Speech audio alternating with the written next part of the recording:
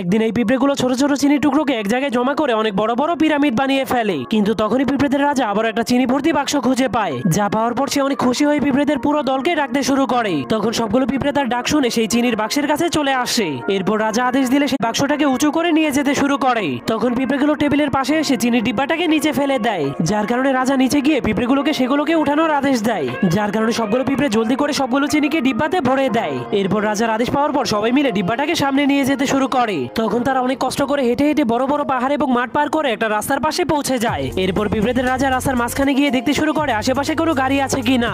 অনেক ভালো করে দেখার পর সবগুলো পিঁপড়ে ধীরে ধীরে রাস্তা পার হতে শুরু করে। কিন্তু তখনই হঠাৎ করে একটা গাড়ি আসতে শুরু করে পিঁপড়েগুলো চিনিগুলোকে ফেলেই সেখান থেকে পালিয়ে যায়, যার কারণে তাদের চিনিগুলো গাড়ি চাকার নিচে পড়ে নষ্ট হয়ে যায়। এজন্য পিঁপড়েগুলো সেই খালি ডিব্বাটাকেই তাদের বাড়িতে নিয়ে যায়। তখন তারা দেখতে পায় অন্য পিঁপড়েরা চিনির মাধ্যমে পিরামিড তৈরি করছে, যা দেখার পর পিঁপড়েদের রাজা বুদ্ধি খাটিয়ে সেই খালি চিনির ডিব্বাটাকে পিরামিডের উপরে নিয়ে যায়।